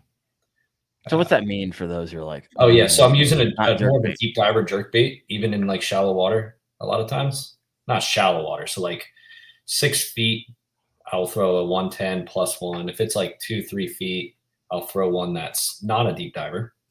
But I feel like I can manipulate the depth of the jerkbait just by my rod tip. Mm-hmm. So if I keep my rod tip up higher, I throw the deep diver, and then I put my rod tip lower as it gets deeper water if I need to. I don't know why. I throw both of them, but for some reason I don't know if I just like that bigger bill. I don't know. Are you a spy bait guy? What's that? Are you a spy bait guy? Do you use spy bait? No, I brought one with me to Dale Hollow. Actually, it's in my truck. I brought one with me to Dale Hollow. I'm like, yeah, maybe if they're in the middle of the water column, I'll throw a little spy bait, but I didn't even tie it on. No, I haven't thrown any. Jake, sounds like you are. What do you got for us? Yeah. No, it's just like one of my, like in Florida, if I'm in the canals, like trying to chase peacock or something, I'll try one of those little spy baits, like from Berkeley. Like as a little prop on the front and back? Yeah. Yeah. They just can sometimes get the finicky bites that a jerkbait might not. Right. But it's crapshoot at that. So Daren, you're a big spy bait guy, right? Oh yeah, I love them. I love them. I don't think I even own one, to be honest with you. I have a hard time getting through the baits I have right now. Yeah. And I really have to force myself when I go out. And I practice what I preach. So if I'm like, hey, I want to go out and I want to fish the punch bait today, I literally don't bring any other rod. Right. Other than the punch bait and a backup in case something happens, I break that rod. So my day isn't dead. And so really forcing me to learn it versus going back to that confidence. I want to catch fish. Cause I'm to the point now. And I think Chad Hoover told me this, and then Austin Hoover said it on as well. Like, dude, I was thinking the exact same thing. I want to add a question for you. I know where you're going with this, Daren. Yeah, and so we'll ask your question and I'll answer it, so people kind of know what the context. So, are you working on a technique right now? A new technique? Yeah. So here we go. So this is the spiel, and I've kind of adopted it. When you first start fishing, you just want to catch fish, right? And then the next level is want to catch as many fish as you possibly can. And then after that, okay. It's fun catching. Like I was out with my brother today. We caught 27 bass in my childhood pond. It was fun. However, then you're like, well, I want to catch big bass. So then you kind of start targeting big bass. And then you're like, I want to catch a lot of big bass. Like I did a lot of small bass. And then after, okay, I'm feeling pretty comfortable that I can go out there and I can catch big. A lot of people get stuck there, or they're stuck right at the end. I want to catch big bass. They're not quite sure.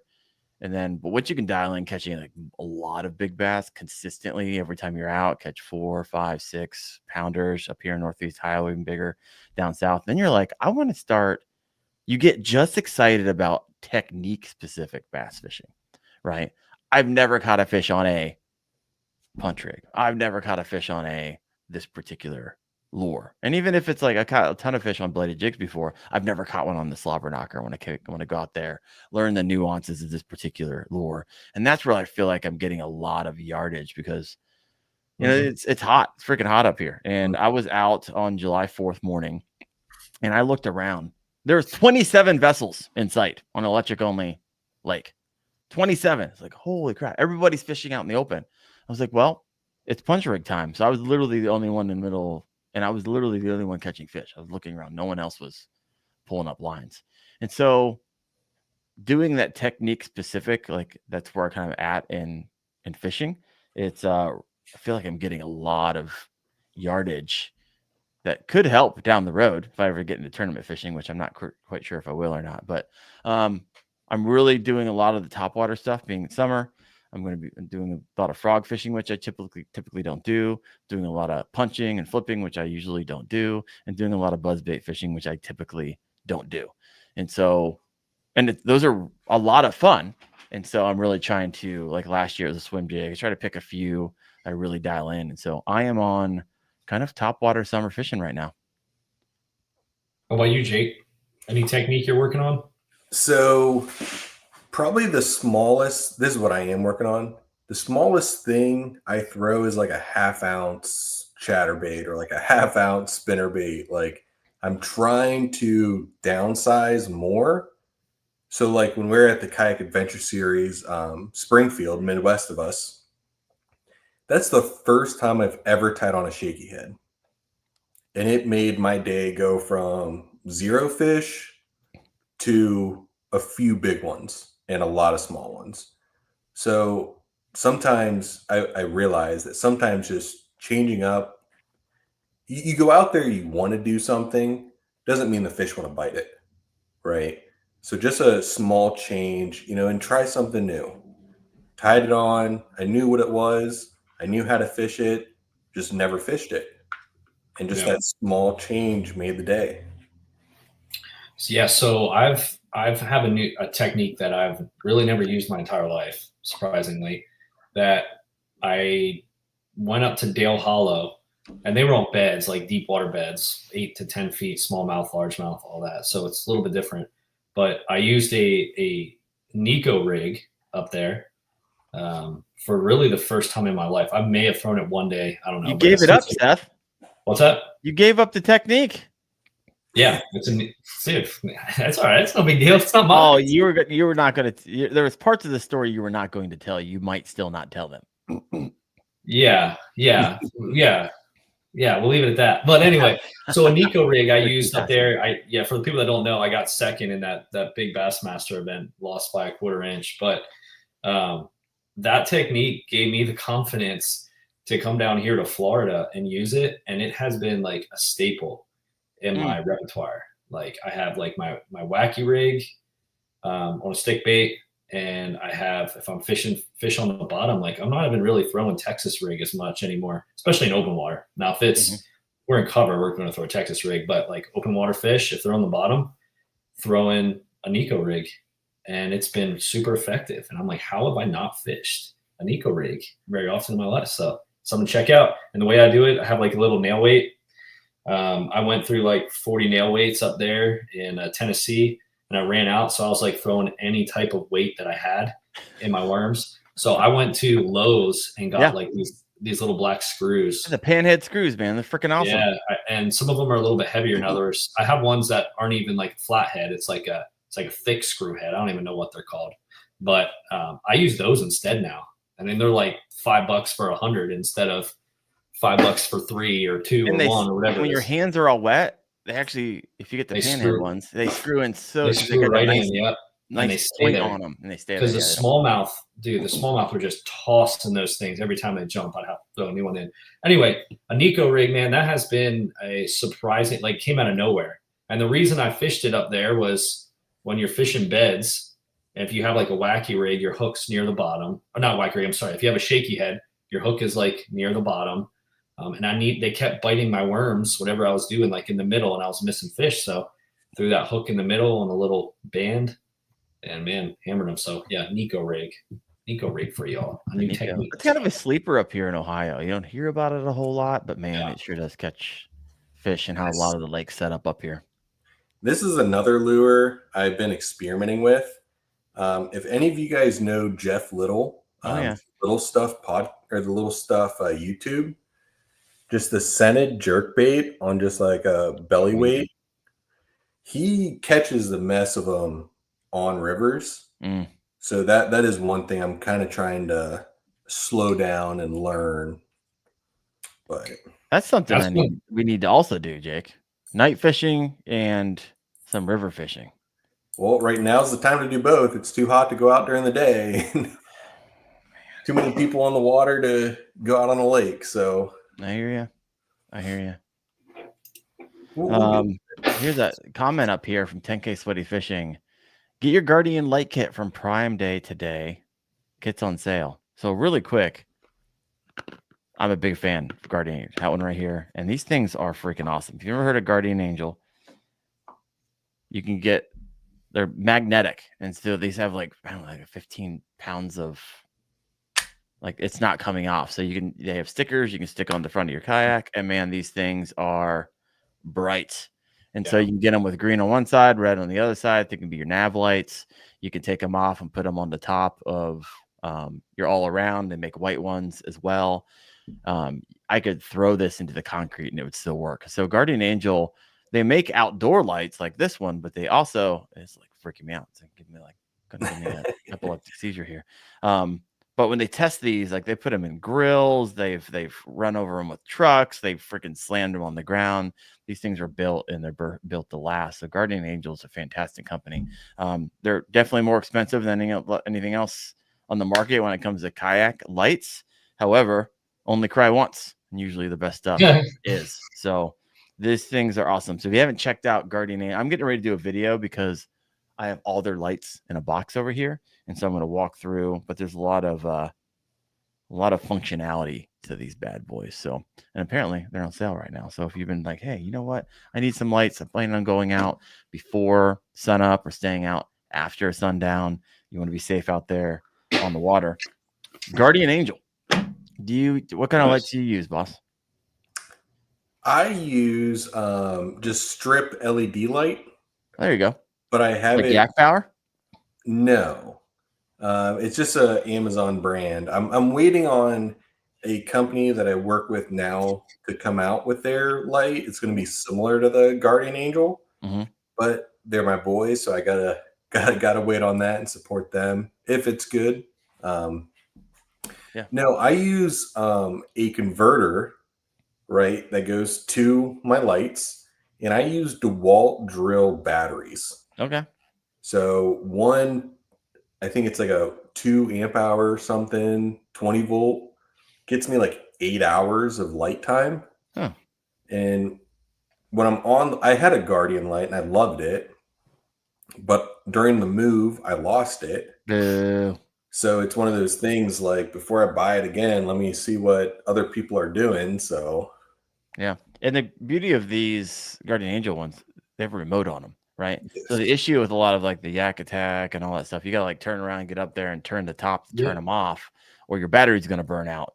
And so with these, you can actually run 2 at the same time, and I can turn the front on and the front off just with a click of a remote that you can keep. That's nice. Yeah, it is super nice. Ryan Fuller, love my Guardian lights, had mine 2 years, no issues. Yep, sounds about right. Sounds about right. Run some Christmas candles. What?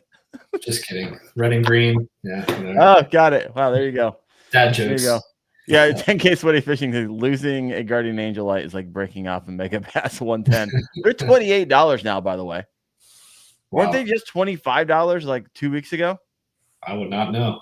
They are now $28 or $29 a lure on Amazon. Better throw some heavy fluoro. Vision 110. I'm braid. Straight braid. With a safety braid on that one. So in case that breaks off. That's it. 100-pound braid on my Mega Bass 110s. Tariffs went into effect, I guess. I really wish there was a content creator out there that had like an inside scoop with like a variety of different companies who sell lures, because I believe the tariffs did go into effect, but I also believe that the companies use tariffs as a ploy. They didn't actually get tariffs on the lures that they have, maybe even have warehouse, but are still selling them at tariff prices. And I wish there was some expose on how companies are sticking it to us under the guise of tariffs. If you're out there and you got inside, reach out to me. I'll break that story. They had inventory here. They didn't just ship all that inventory over. They might have literally 2 years of inventory sitting in a warehouse, but I would break this. So if you know anything, reach out to me, wendellfishing@gmail.com. I'll freaking tell that story. I'd like to see what's happening. 10K sweaty fishing. You know what's happening. I know it's happening too. I just want to call out the companies who are doing it. Breaking news. So see what happens. See what happens. All right. I mean, I guess companies can do whatever they want, but so can I. So there we go. We have that. All right. What else we got? If you got any questions, we're kind of like last call for questions here. If you haven't done so yet, please hit that like button. Get some of this extra yardage out of this whenever this is all set, whenever the podcast is all said and done.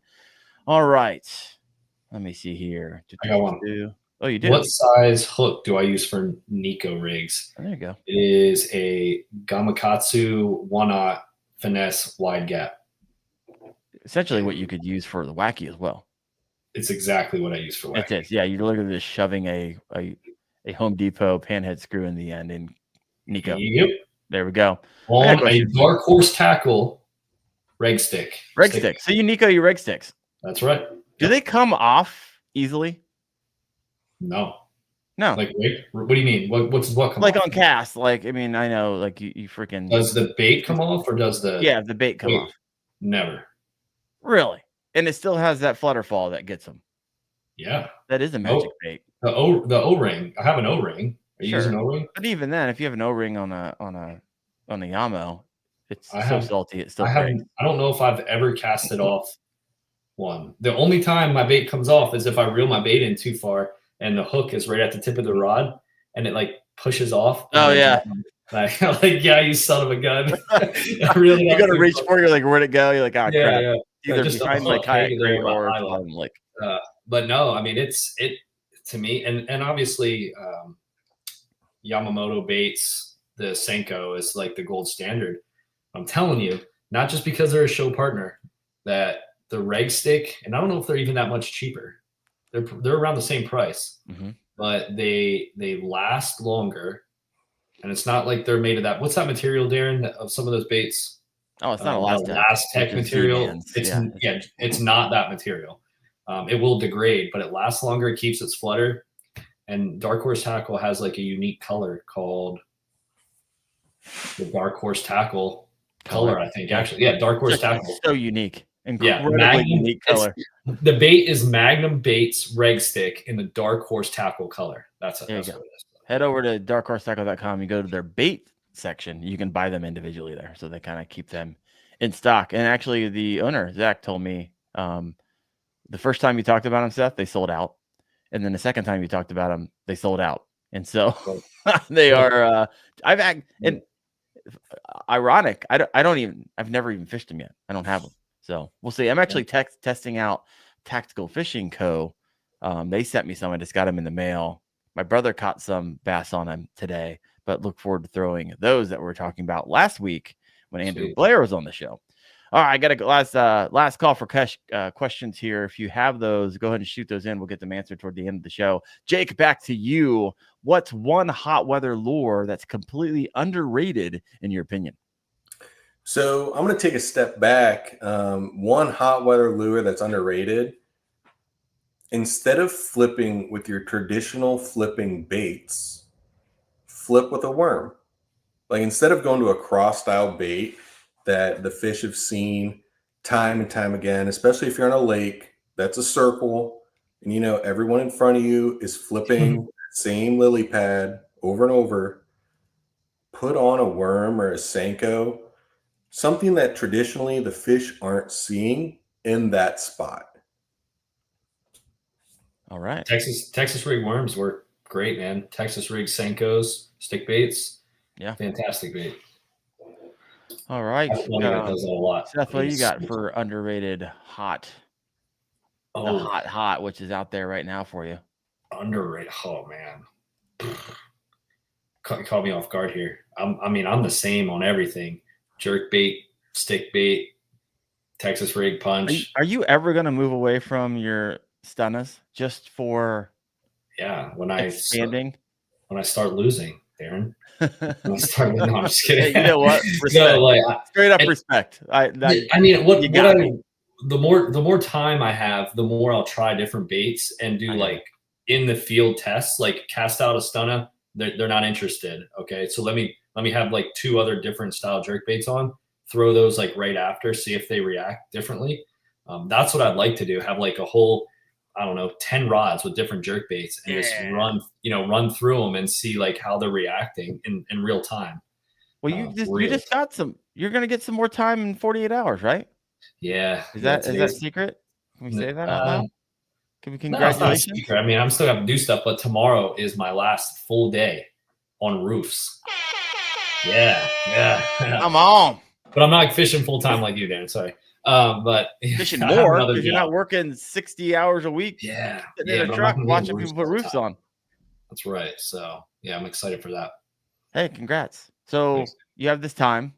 You got to find like another job at that time, or are you going to reinvest that time into fishing? Nah, I gotta make more money. We're not at the gold level standard Daren is. You just give it 4 or 5 years, Seth. You will be there, my friend. It just can't be field work because I have a remote job already. I can't do a field job and remote job at the same simultaneously. So what Seth is trying to say, without saying, is that I can't go fishing with my employer knowing it when I actually have to be there in person. Correct. Yeah. Like you can take calls on water, no problem. But you can't do like roof inspections. There you go. From the lake. You know? No, they expect you to be there in person from the lake. That's right. That's right. Just all right, we got some questions we're going to finish off with. I think this one should go to Jake from coming in from Adam Ross. Any river crankbaits you like? Ooh, Adam. Adam's from Northeast Ohio. If that's the real Adam Ross, that is. It doesn't say the real Adam Ross, it just says Adam Ross.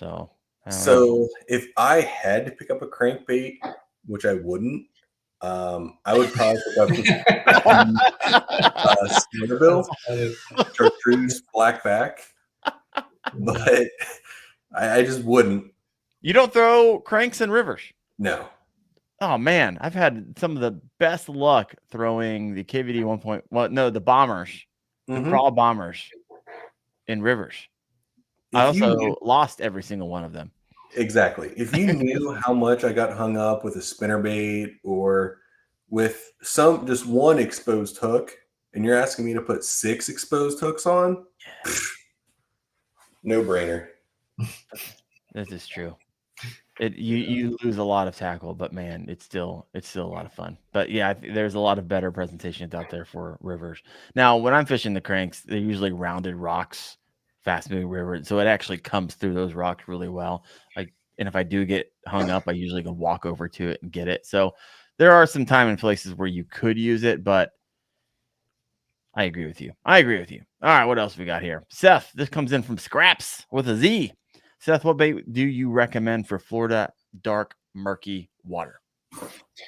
Depends on if you're fishing structure, you're fishing open water, all that kind of stuff. But just remember, typically in Florida, or really any water, if visibility is bad, the range for which the fish will come to your bait, or how close you have to get that bait to your fish, decreases in size, and you can see it when you're on a graph. So you're going to be throwing a lot more casts, and you're going to be catching less fish if it's really dirty water, typically on average. But yeah, you're going to like flashy stuff right there. Jake has it up. He's holding it. Spinner baits. Spinner baits are a good bait. Anything with flash, vibration typically works. But if you can see the fish on your graph, like I say all the time, guys, you can just throw it right on them, any bait. Doesn't have to use a video game fish. But yeah, you will catch less fish typically in Florida. Dirty water, you gotta hit them on the head a lot of times, or make a lot of noise. I was fishing dirty water today. I went to this pond, and my brother and I went fishing just kind of to hang out. Actually, we went to go fish an old strip mine that we haven't seen in 30 years. That we used to go walking back in the woods and found it, and we used to go swimming there. And I was like, I wonder if there's fish there. And we literally dragged the kayak back through the woods to find out that it was so choked out I couldn't even get a punch rig through it. So then we went to another pond we grew up on, and we caught 27 bass, and it was all muddy, but they're really dumb, and they don't get a lot of pressure, so they really eat anything.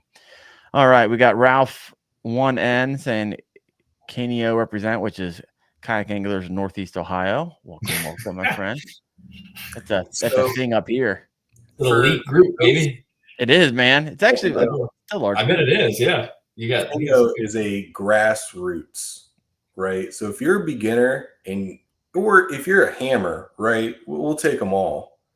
Come out to an event, right? We are pedal drive or paddle only, no motors without a doctor written note of some sort.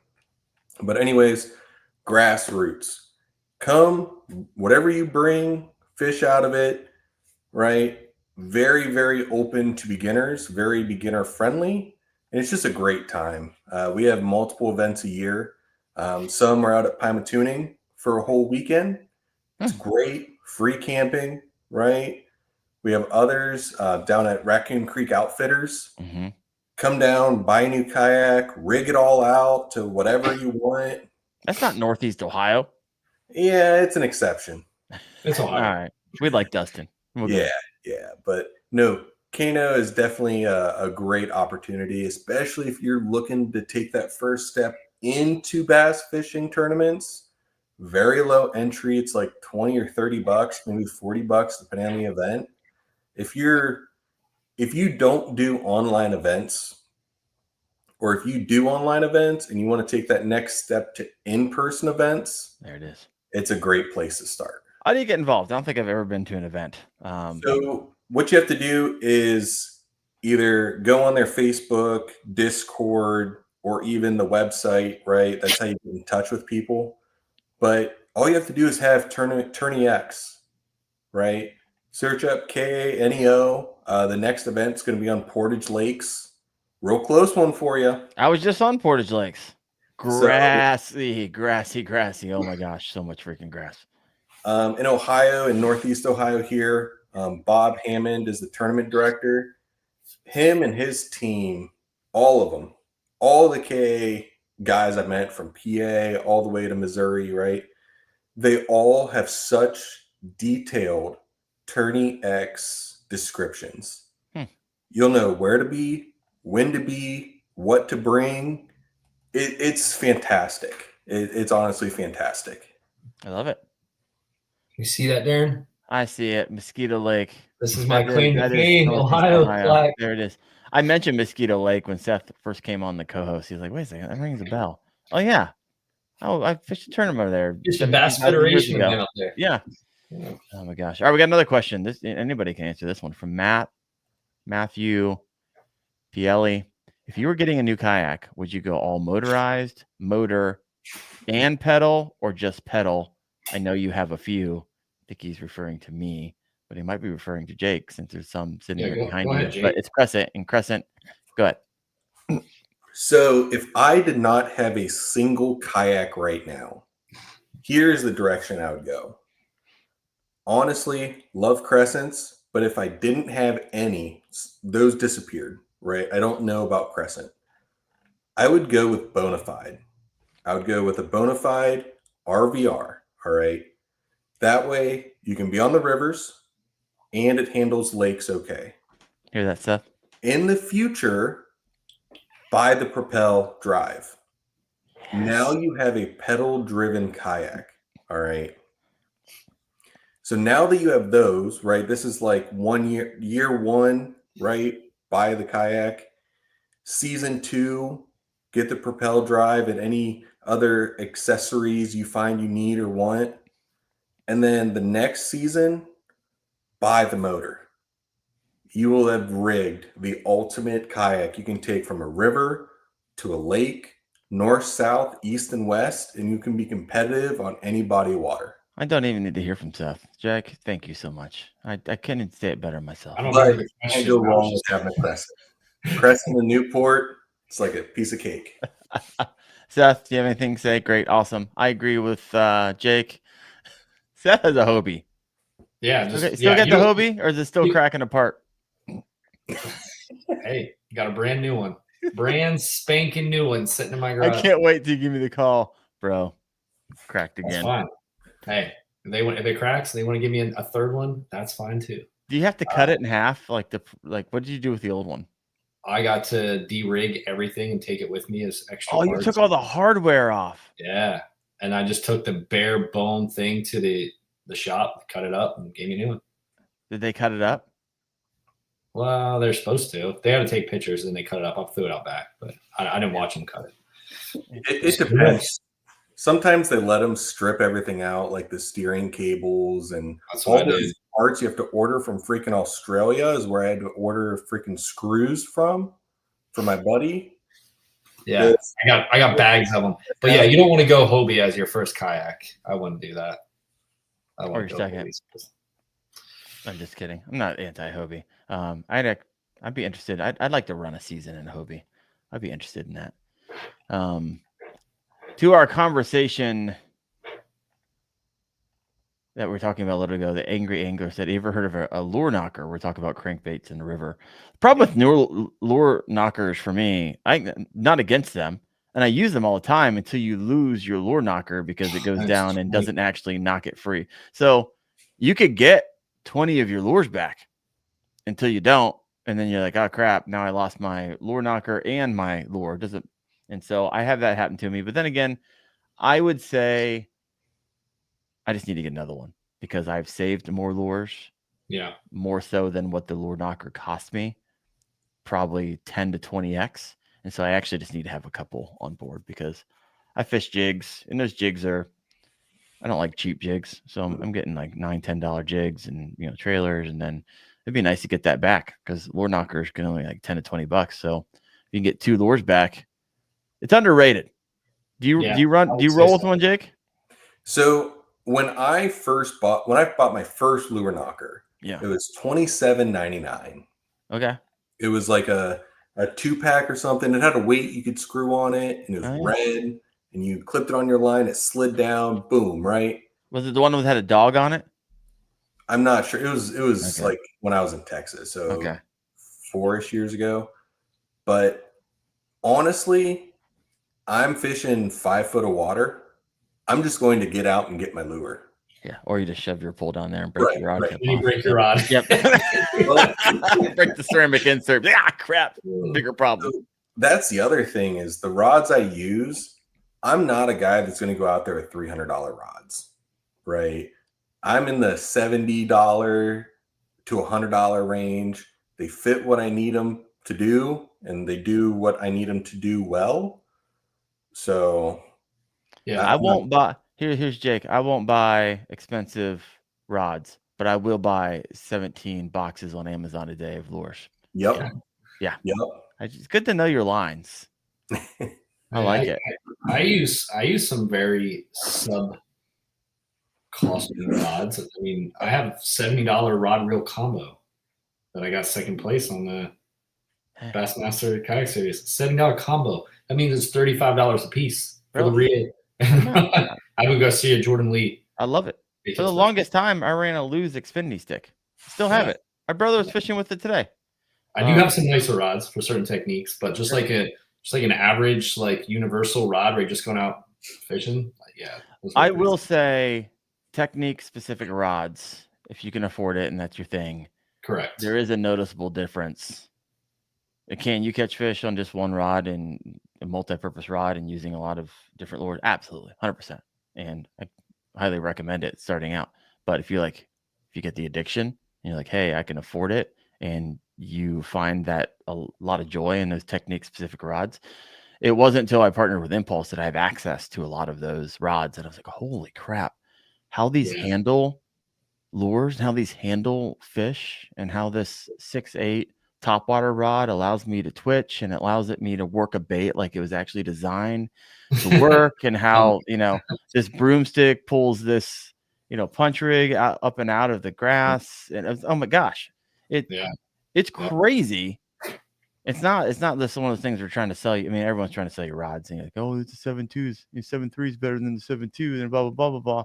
But it was a game changer for me moving to technique specific rods. And so I would just say when you're looking at rods, you're going to notice, or you should notice, or I noticed that there are purpose driven rods, designer rods, and then rods to fit people in their budget, right?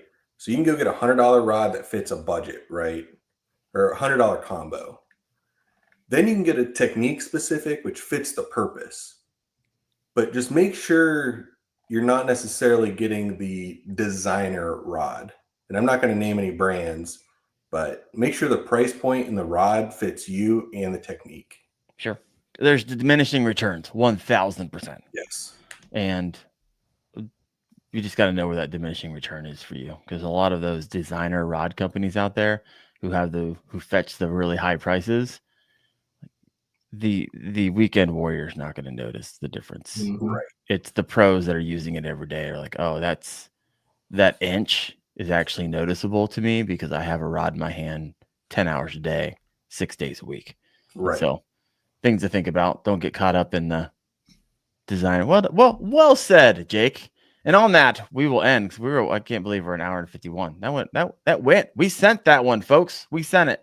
So if you haven't done so, hit that like button, write a comment, share this bad boy. And also, if you made it all the way to the end, I don't ask this very often, but please, if you go over to Apple and leave a podcast review, even if it's just like a 5-star, and send it. It'd be awesome if you can write like a sentence. I'm assuming if you made it an hour and 52 minutes, you liked it. And so hopefully it's bringing value to you. But Jake, thank you so much. I look forward to seeing you in a video where we are river fishing and night fishing. Seth, I enjoy spending time with you next week at ICAST. Just kidding. I look forward to talking about it. Yeah, like you were there the following week. Yeah, I can't wait. We actually do not have a show next week just because I'm down at ICAST and it is going to be rocking and rolling. But I will be producing content like a freaking fiend. So that'll be coming at you hard and fast. A lot of shorts the week of. And then when I get back, I'll be editing long form. So thank you all. I appreciate you all. And I'll see you in 2 weeks on the Kayak Fishing Obsessed podcast. Jake, thank you so much, brother. Thanks, guys.